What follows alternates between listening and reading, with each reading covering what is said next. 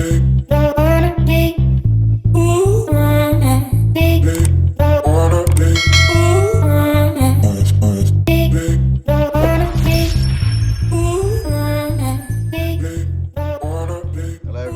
welcome back to England's History. Today we're just going to do a bit of bench testing.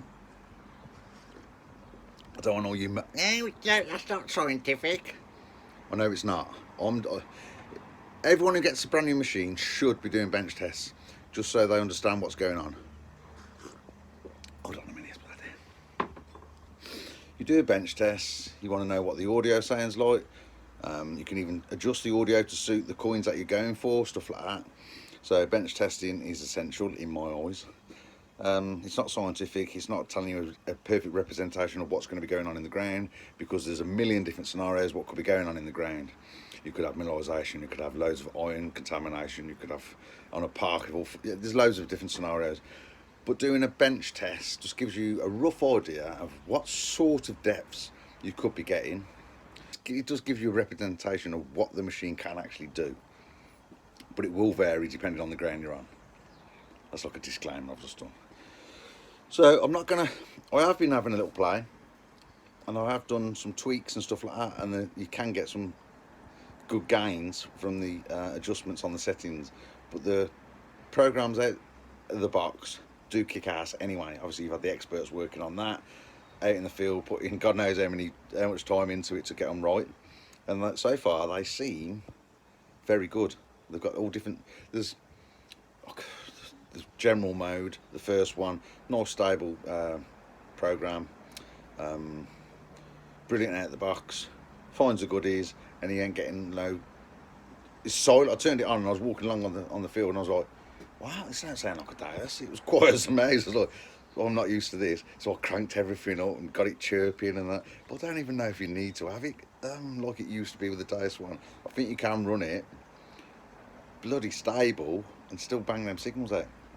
But the point in this video is we just want to have a look at I just want to show you as well. I want to see what it's going to do and what it sounds like and stuff like that.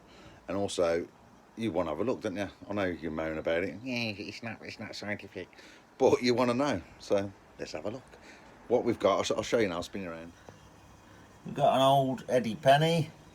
We've got a George V halfpenny. Got a nice early short cross penny. A tiny little well-clipped siliqua.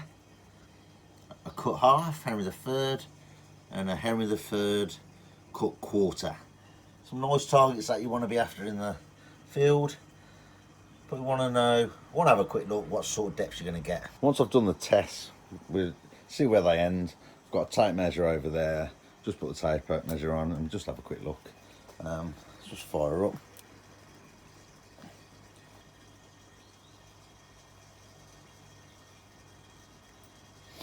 There you go. As you know, you've seen the videos, you select which audio you want. Today we're going to be looking for the speaker. Obviously the 1, 2, 3 across the top selects 1, 2, 3, and that one selects that one. But we're going to go for the speaker today. There you go, that's on. Straight away we're in general mode, program 1. Obviously it's been turned off and turned on, so no settings are saved. This is straight out of the box, general settings. Let's go about there. You get the gist. Pinging signals. Start off with the copper penny.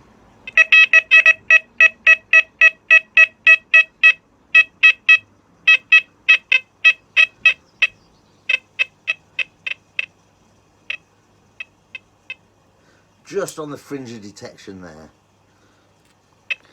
Now we should start with the halfpenny, copper halfpenny.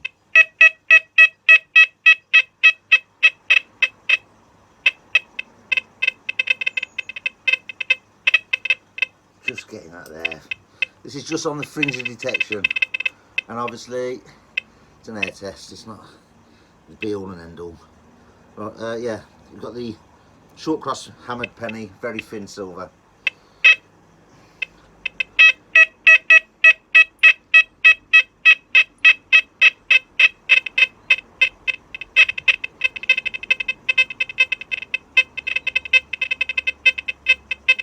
Just getting that there. hold down grain balance, do a frequency shift. Simple as that, the frequency shift, which is very good. Cutting it down straight away. Right, now we've got the Roman silica silver.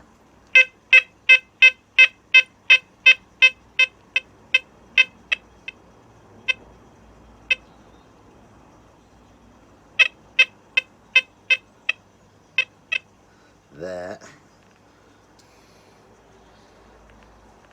Getting silly now, look, the little tiny cut quarters. Cut half, sorry, that's the cut half.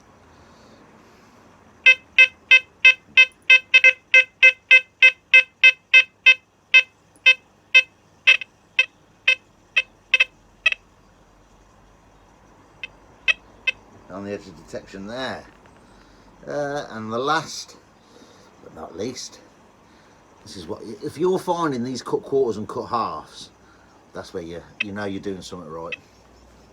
They are the bar steward signals. Right, tiny little thin bit of silver, cut quarter, Henry III.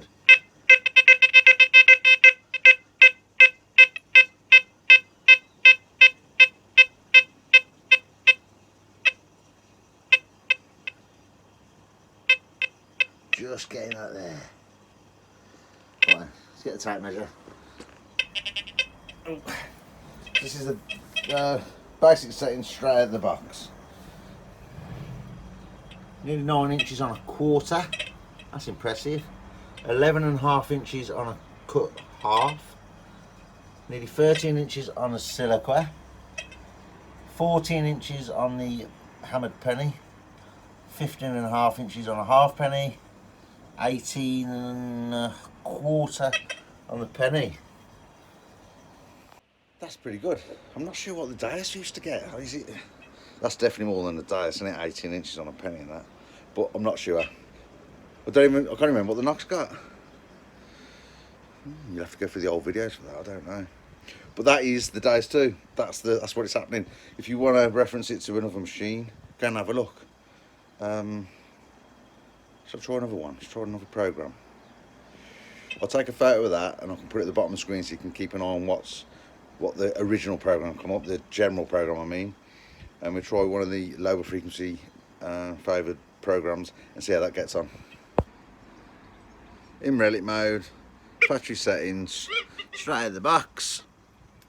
Let's see what that performs like. It'll probably be less depth on the small stuff, less depth on the thin hammered and stuff like that, I think. More depth on the larger items. Let's try. Let's move that out of the way. Okay, we'll start off with the small stuff first. Cut quarter.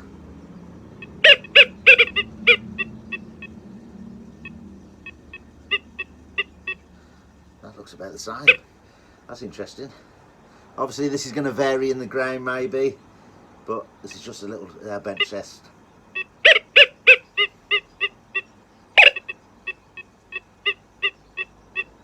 Using pitch mode, pitch tones. The silica.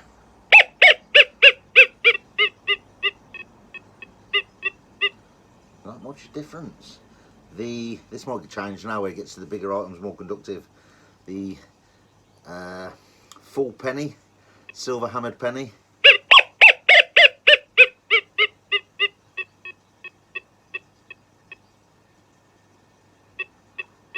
Yeah, that's more depth. That's gone a few inches.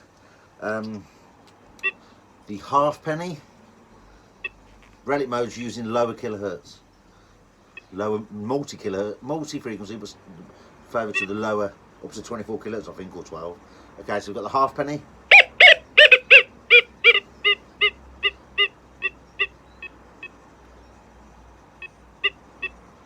Just there. And now we've got the large Edward penny, copper penny.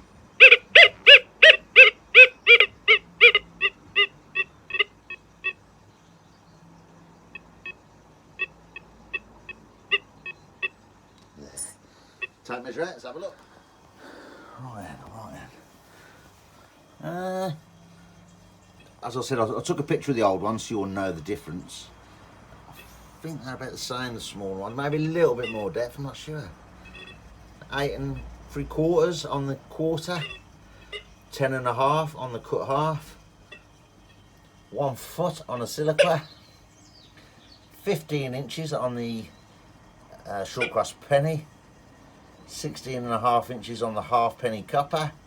19.5 inches on the 1 penny copper.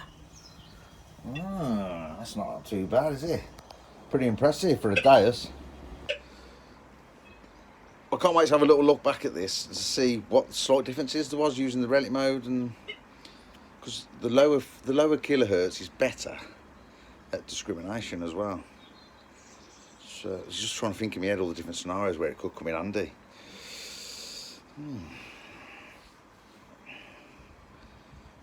Right, I'll leave you to it. I'm just going through my head thinking about mad stuff.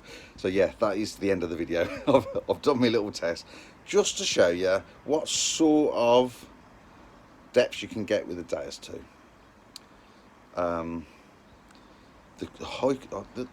A cut quarter, if I dug that at 9 inches in the ground, I'd be very impressed. But normally they come up about,